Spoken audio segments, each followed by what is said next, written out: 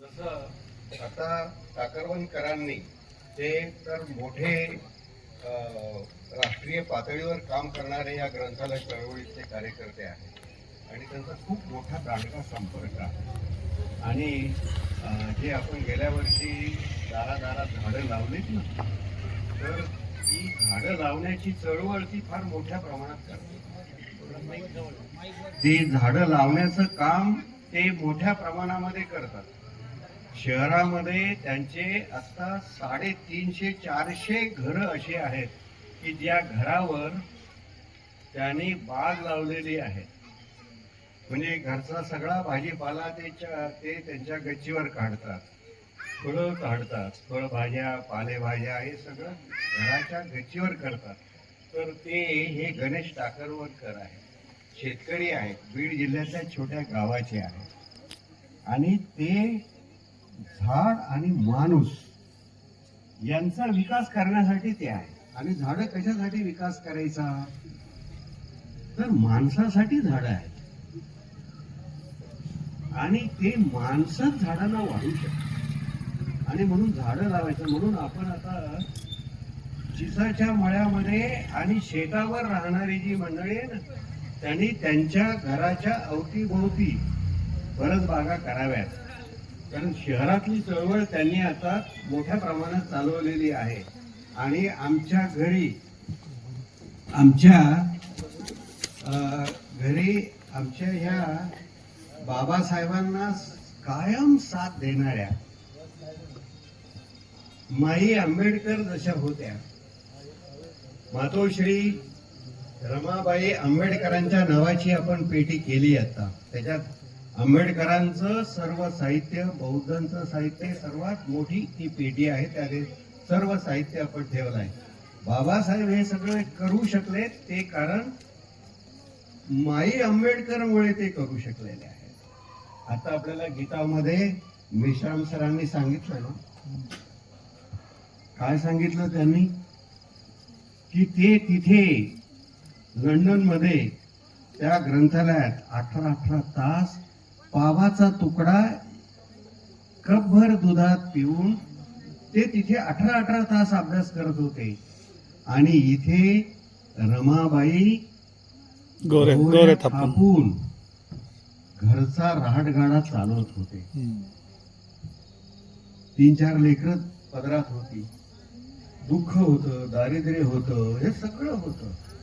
पण कोणीतरी कष्ट केल्याशिवाय कोणीतरी कष्ट केल्याशिवाय कोणाचं भलं होत नाही. म्हणून आपल्याला सगळ्यांना बाबासाहेबांसारखं शिकायचं आणि त्याच्या पाठीमागे माई आंबेडकर उभा करायचं. आणि म्हणून आज इथे ज्या माई आंबेडकर इथे आलेल्या आहेत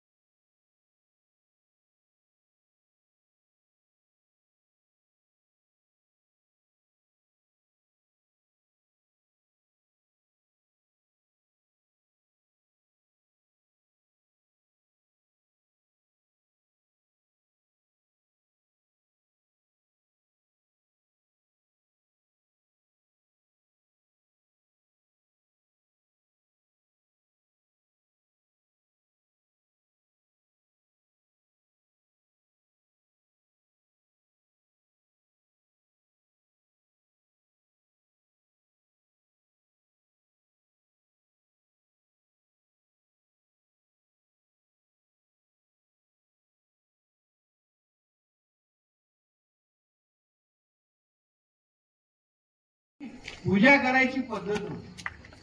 खळ्यावरचं धान्य उचलताना सुद्धा त्याची पूजा केली जायची.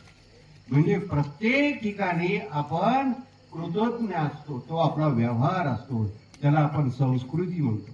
बाबासाहेबांना ही संस्कृती, त्यांना म्हणजे हा धर्म वापरायचा अधिकारच दिला नव्हता ना. आणि तो अधिकार मिळवण्यासाठीच त्यांनी खूप विनंत्या केल्या, खूप विनंत्या केल्या. किती सगळं मला आता सांगायला नाही, आपण वारंवार पुन्हा भेटत राहू. पण बाबासाहेबांनी इतक्या विनंत्या केल्या, 14 तळ्यापासून जे सुरू झालं, मनुस्मृती जाळली तिथपासून काही धक्के पण मारून पाहिले, विनंती करून पाहिली, काळाराम मंदिराचा सत्याग्रह करून पाहिला, हे सगळं करून पाहिलं. काही नाही. अरे तुम्ही ज्याला राम म्हणता, त्याची प्रार्थना करता, ती आम्हाला करू द्या ना. तो राम तुम्ही सांगता ना, ते जे भेटे भूत ते असे भगवंत. प्रत्येक हृदयामध्ये राम असतो असं सगळे तुम्ही सांगता ना. आणि तुमचा सगळा जो धर्म आहे, वेद उपनिषद, त्याच्यामध्ये सगळे हेच सांगितलं, द्वैत तत्वज्ञानच सांगितलेलं आहे. आणि तेच तुकारामाने वेदाचा अर्थ आम्हास ठावा हेही सांगितलं. हे सगळं ग्रंथात होतं, ते सर्वांसाठी खुलं नव्हतं. ते बाबासाहेबांना खुलं करायचं नाही, करू दिलं. 1935 पर्यंत वाट पाहिली, पण नाही करू दिलं. आणि मग त्यांनी ठरवलं की मला या सगळ्या समाजासाठी नीती व्यवहार शिकवायचा, त्याला समाजात कसं वागायचं, प्रार्थना कशी करायची, पूजा कशी करायची.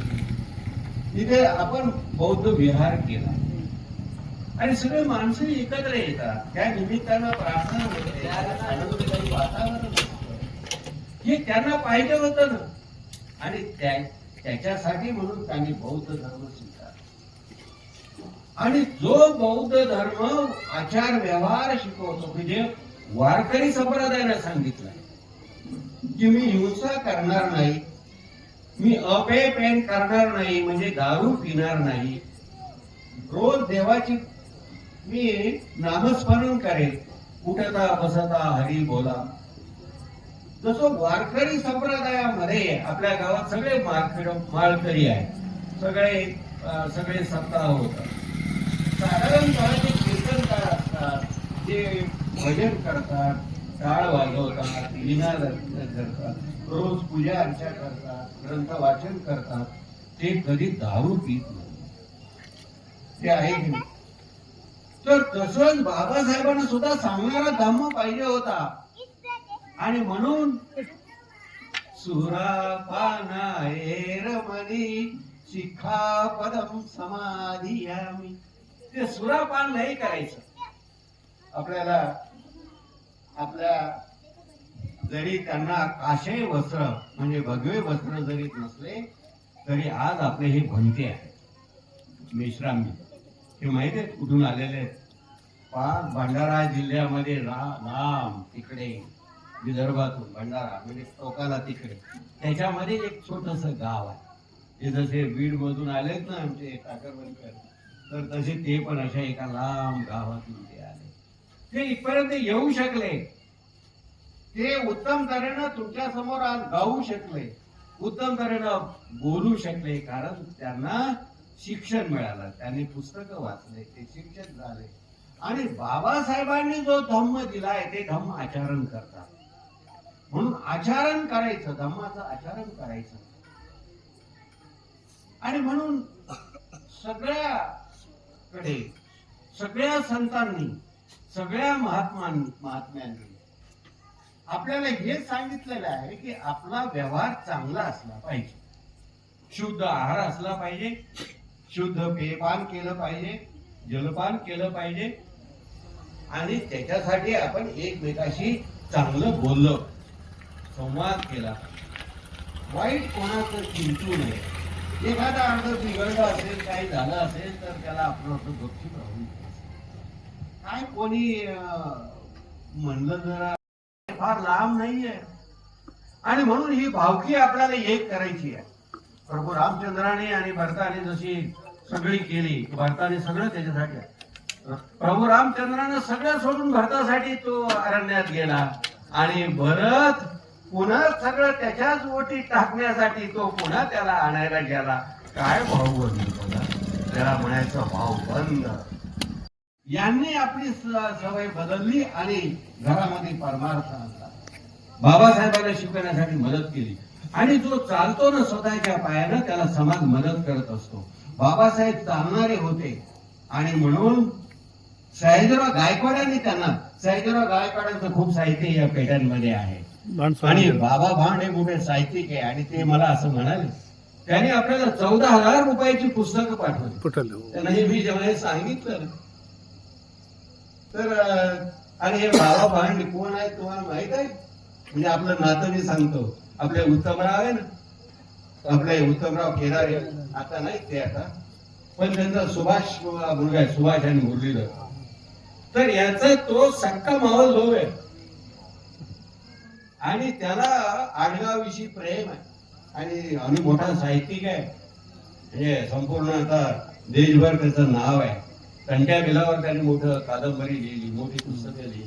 आणि गणेश टाकरवणकर आमचे मित्र, आम्ही जेव्हा त्याच्याकडे गेलो ना, ते अहो एवढे, अरे तुम्ही गोर गरिबांसाठी मदत करताय ना, 14,000ची पुस्तकं.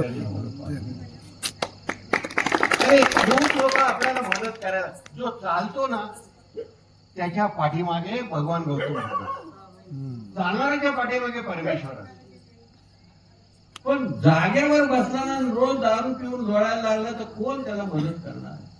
कोण करणार? आपण नीटनेटकं असलं तर घरी लक्ष्मी नांदते असं आपण म्हणतो. आपलं म्हणून आपल्याला लक्ष्मीची सेवा करायची. अशा अनेक जण आपल्याला मदत करायला तयार आहे, पण आपण मदतीची अपेक्षा करायची नाही. आपण सुद्धा त्याच्यात काही भर घालायची. आणि सगळ्या गावात आणि गावकऱ्या मंडळीनं सुद्धा मला सांगायचं की जरी या पेट्या डॉक्टर बाबासाहेब आंबेडकरांच्या नावाच्या असल्या तरी ते केवळ बाबासाहेबांच्याच अनुयासाठी नाहीये, सर्वांच्यासाठी आहे. कारण बाबासाहेब सर्वांचे आहे आणि म्हणून इथे येऊन त्यांच्याकडून ही पुस्तके घेऊन जायची. आणि आपल्या गावामध्ये संत ज्ञानेश्वर वाचनालय, तिथूनही पुस्तके घ्यायची. तिथला विजयचा मुलगा आहे ना कृष्णा, ते त्या वाचनालयात चालवतो. तर त्या वाचनालयातून ही पुस्तकं घ्यायची. तिथे खूप पुस्तकं आहेत आणि मुलांना वाचत राहिलं पाहिजे. त्याच्यातलं आता ही जी पेट्या सांभाळणारी जी मंडळी आहे ना, विलासराव आणि राहुल इथे आता हे सगळे करणार आहेत. तर अन्य ठिकाणी सगळ्या जणांकडे त्या जबाबदाऱ्या दिलेल्या आहेत. तर या सगळ्या मंडळींनी जी मुलं वाचणारी आहेत त्या 8 दिवसात एक वार ठरवायचा, एक दिवस ठरवायचा आणि त्या वारी त्याच वेळी समजा 7 ते 8 पुस्तकं घ्यायला त्यांनी ते यायचं. वाचलेलं पुस्तक त्यांनी आणून द्यायचं, नेलेलं पुस्तक त्यांनी परत आणून द्यायचं, दुसरं पुस्तक घेऊन जायचं. आणि 8 दिवसातून एकदा त्यांनी काय वाचलं ते त्याच्याकडून ऐकून घ्यायचं, त्याला सांगायला सांगायचं. महिना 2 महिन्यातून एकदा त्याच्याकडून त्याच्यावर काही लिहून घ्यायचं. ज्याला वाचता येत नाहीये, दुसरी ते तिसरी ते त्याला वाचता येत नाही, त्याचे पालक आपण व्हायचं. त्याला वाचता येईल असा प्रयत्न करायचा. मग त्याला बाराखडी शिकवा लागली तरी हरकत नाही. समजा दुसरीतला पोरगा आहे पण वाचता येत नाहीये, नुसताच पाहतो त्या आकड्याकडे, चित्राकडे पाहतो, तर मग त्याच्यासाठी ते पुन्हा बाराखडीचं पुस्तक आणा, उजळणीचं पुस्तक आणा आणि त्याला पुन्हा गिरवून घ्या. गुरुजीला जाऊन सांगा, त्यांच्याकडून तिथून पुस्तकं घेऊन या. त्यांना सांगा, गुरुजी अरे त्याच्यासाठी वेळ काढा. नुसतं राशनवर धान्य फुकट मिळतं आणि ते जाऊन आणण्यासाठी जसं आपण पटकन जातो आवाज आल्याबरोबर, तसं पोराला वाचता येत नाही, लेकीला वाचता येत नाहीये, याची तळमळ आपल्याला लागली पाहिजे. आणि तिथे जाऊन त्या शिक्षिकेला सांगितलं पाहिजे की माझ्या लेकराला वाचता येत नाही भाऊ, आता याच्यासाठी मी काय करू मला सांगा. हे दान त्याच्याकडे मागा. कारण हे दान विद्येचं दान मागायचं, धनाचं दान विद्या हे धन आहे, हे आपण सांगतो. तर बाबासाहेबांच्या समोर आहे ना, आपल्या समोर एवढ्या सगळ्या डिग्र्या घेतल्या, विश्वविख्यात झाले. आज सगळा देश, प्रत्येक जगातला माणूस आज बाबासाहेबांना नमन करतो. कारण विद्या आहे आणि विद्या दान करणं हा परम धर्म आहे. म्हणून मी आपल्याला एवढंच सांगेन की पंचशील, अष्टांग मार्ग आणि त्रिशरण या सगळ्या गोष्टी. आणि म्हणून मी शेवटचं सांगून माझं बोलणं संपवणार आहे. डॉक्टर बाबासाहेब आंबेडकरांना बोध प्राप्त कुठे झाला होता हे सगळ्यांना माहित आहे. कुठे झाला होता? लहान मुलांना माहित आहे? बाळांनो, बाबासाहेबांना ज्ञान प्राप्त झालं, बोध प्राप्त झाला. तो कुठे झाला? बोधिवृक्षाखाली. कुठे झाला? हा, म्हणजे मोठ्या बाईने सांगितलं. कोणीतरी, कोणी वर हात करा. हा, त्यांना माहिती आहे. तर आता त्यांना त्या पिंपळाच्या झाडाखाली बोध प्राप्त झाला आणि म्हणून त्याला आपण काय म्हणतो? बोधिवृक्ष. बोधिवृक्ष म्हणतो. काय म्हणतो? बोधिवृक्ष. तो बोधिवृक्ष इथे आपण लावलेला आहे. हा बोधिवृक्ष आपण इथे लावला.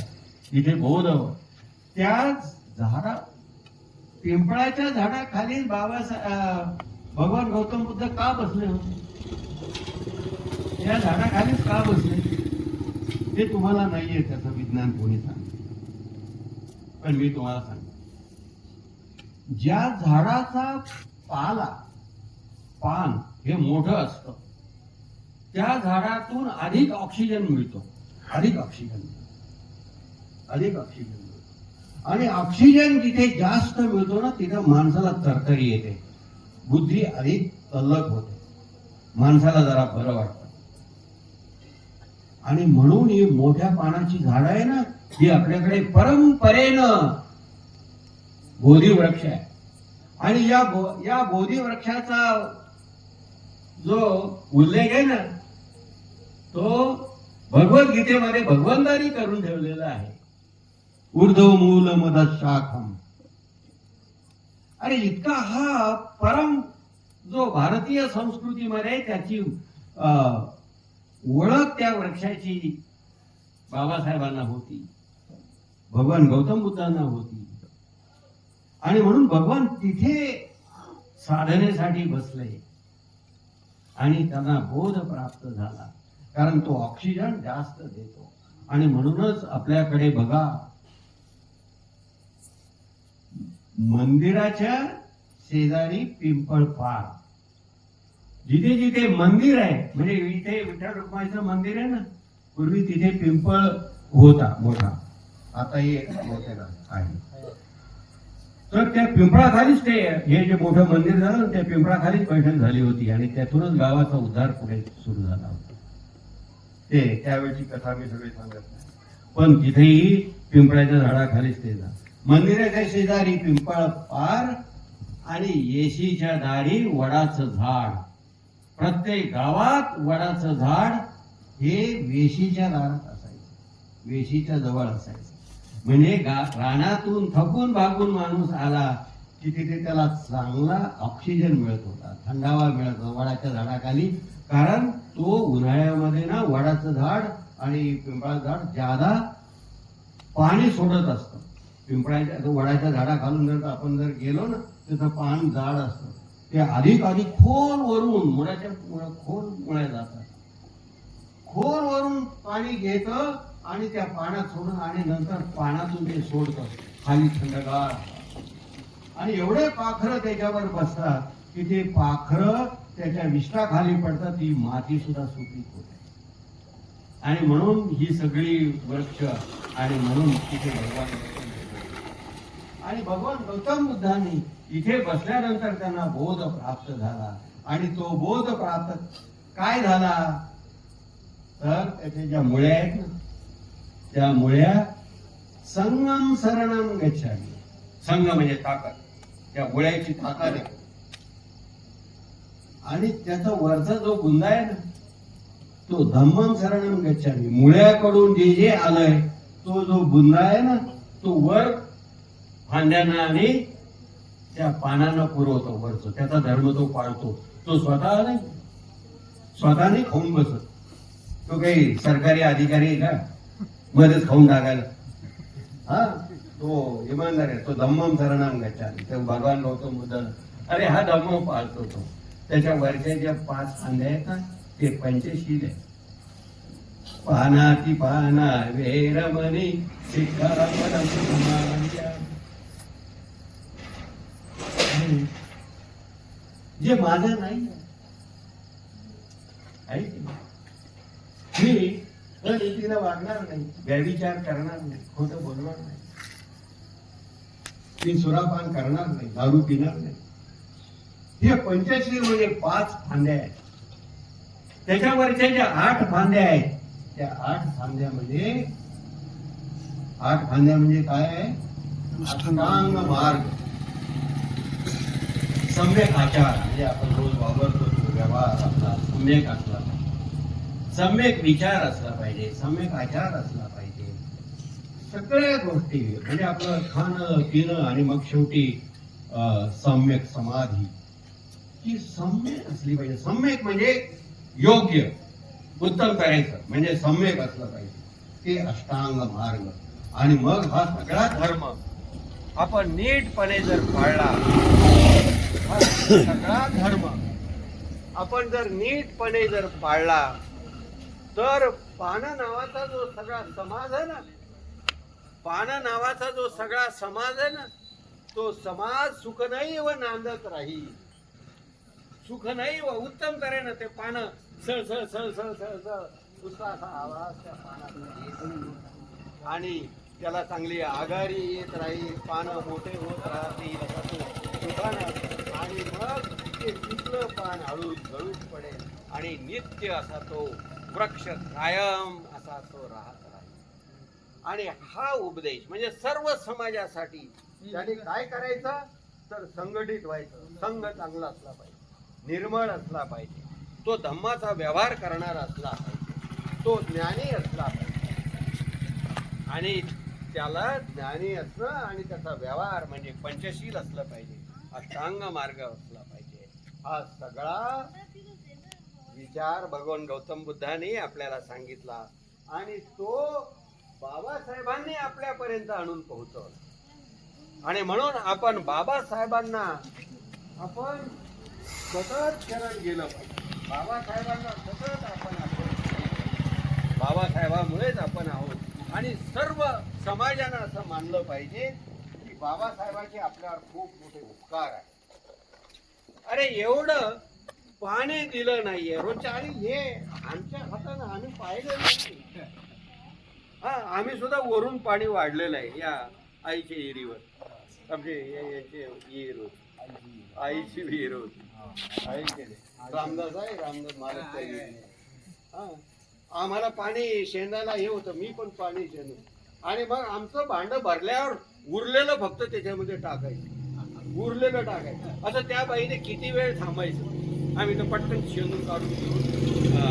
सर्व गावकरी आणि सर्वांसाठी माझं असं म्हणणं आहे की आपण या धर्मवीर संभाजी समाजसेवा प्रतिष्ठान या कार्यकर्त्यांनी जो एक पण मांडलेला आहे त्या सर्व कार्यामध्ये आपण सहभागी होऊया. आता आपण एक इथे जागा आपण पाहिली होती पण ती जागा मिळाली नाही. भाऊसाहेब भंडारेंशी मी मागे बोललो होतो एकदा, पण ते काही जमलं नाहीये.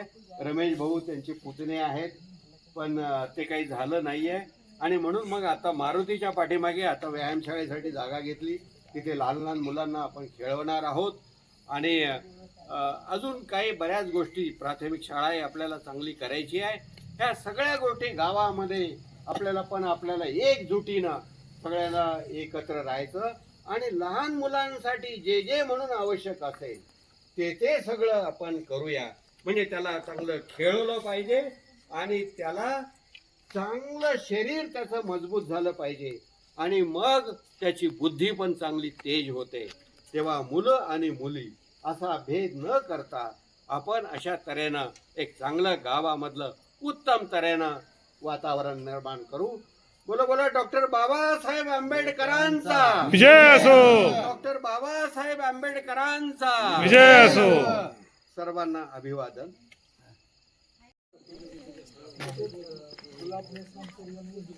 डॉक्टर बाबासाहेब आंबेडकर यांच्याबद्दल खूप मोलाचं मार्गदर्शन केलं, त्यांचे पण मी आभार व्यक्त करतो. तसेच डॉक्टर गणेश टाकरवणकर यांनी पुस्तकाचे महत्त्व आम्हा सर्वांना पटवून दिलं, त्यांचे पण मी खूप आभार व्यक्त करतो. तसेच आपले कुंभरे गुरुजी यांनी पण मोलाचं मार्गदर्शन केलं, त्यांचे पण आभार व्यक्त करतो. आणि असंच तुमचं मार्गदर्शन आम्हाला सतत राहू द्या अशी मी तुम्हाला विनंती करतो. आणि आपला कार्यक्रम संपला असं जाईल. या भारतभूमीवरती आज जो 135वा जन्मोत्सव आपण साजरा करतो आहोत, ज्या निमित्ताने आपल्याला इथे ताकद मिळाली की जिथे आपण सुखाने आणि समाधानाने या ठिकाणी बसून आपण ही श्रवण भक्ती करत आहोत, याची पूर्ण श्रेय जे आहे ते आपल्या डॉक्टर बाबासाहेब आंबेडकरांना आहे. की त्यांनी आयुष्यभर जे काही सोसलं, त्यांनी जे काही सहन केलं त्यांनी, आणि ते सहन करून सुद्धा या समाजाचा तिरस्कार न करता यांच्यासाठीच त्यांनी जीवाचं रान करून जे काही आपल्या समोर मांडलेलं आहे त्यामध्ये आपल्याला उशीर झाला. मी थोडक्यात असं सांगतो, एप्रिलची ही तारीख 14 ठरली वैभवशाली आणि मानवतेचा उत्सव घेऊन भीम जयंती आली. या भीम जयंतीच्या अनुषंगाने आपण सर्वजण इथे आलोत. मेश्राम सरांनी खरं तर ते भंडारा जिल्ह्यात म्हणजे चंद्रपूर, नागपूर, वर्धा, गोंदिया, भंडारा जो विदर्भातला भाग आहे त्यातल्या एका खेड्यातला ते इथे आलेत. एवढे परिश्रम करून आपल्यासाठी इथे येऊन त्यांनी जे आपल्याला मार्गदर्शन केलं, आणि विशेषतः आपल्याला जर जन्मल्यानंतर मरायचं लवकर नसेल आणि नीट जर जगायचं असेल तर तुम्ही वाचाल तर वाचाल म्हणून या ज्या 7 पेट्या आहेत, जसं आपलं लग्न झाल्यानंतर एक 7 पावलं आपण टाकतो आणि त्या 7 पावलाचं विशेष महत्व असतं. प्रत्येक पावलात त्याचं एक मोठं गहन आहे. तर ते आपल्याला समजलं असेल, आपण जेवढे परिश्रम करून इथपर्यंत आपण आलो. तर त्या 7 पेट्यामध्ये जे काही ज्ञान आहे, तर ते जे काही 14 दान आहे, तर त्यापैकी ज्ञानदान हे सर्वश्रेष्ठ दान आहे. की ज्या वेळेला आपण ते जर वाचल्यानंतर आपल्या असं लक्षात येईल की ज्याला समजतं ना, तर ते म्हणले शिक्षण हे वाघिणीचं काय आहे, शिक्षण हे वाघिणीचं, आणि त्या वाघिणीचं दूध साध्या ताब्यात ताटात वाटात राहत नाही. तर ते कशात राहतं ते, त्याला कोणतं पात्र लागतं, जर्मनी कशाचं लागतं, स्टीलचं. या कशाही पात्रात ते राहत नाही. तर ते कोणतं पात्र लागतं त्याला, तर त्याला सोन्याचं पात्र लागतं. तर या तुमच्या सोन्याच्या देहामध्ये ज्ञानाचा विचार घेऊन आपण जर ते प्राशन केलं तर तुम्ही गुरगुरल्यासारखे होणार. म्हणजे सिंहासारखी तुमच्यात शक्ती येणार. आणि सिंहासारखी शक्ती येणार म्हणजे जर कधी एक गोष्ट सांगतो प्राथमिक, की जर तुम्ही सिंह बघितला किंवा आणखी त्याच्यापेक्षा आणखी तेज पडणारा कोणता प्राणी आहे, चित्ता. Very good. तर तो चित्ता जर त्याला भूक लागली तर तो कोणाकडे भिक्षा मागत नाही. जर सावज त्याच्या समोर असेल तर तो किती ताकदीने पळतो, त्याच्याकडे जेवढी ताकद आहे तर सगळ्या प्राण्यामध्ये तो तेज पळतो. तर तुम्ही इतक्या तेज गतीनं ह्या ज्या पिढीतलं असलेलं जे ज्ञान आहे तर तेवढं जेवढं शक्य तेवढं ग्रहण करा. आणि ग्रहण केल्यानंतर मग मात्र तुमचे डोळे उघडतील. जसं आपण रस्त्याने जाताना की मध्ये जर गड्डा असेल किंवा ठिकाण असेल, दगड असेल, की आपल्या लक्षात येतं की आपण बाजूने जावं. तसंच तुमच्या लक्षात येईल की या ठिकाणी जे काही ज्ञानार्जन केल्यानंतर आपला मार्ग सुखकर होण्यासाठी, जीवन जगण्यासाठी ज्ञान लागतं.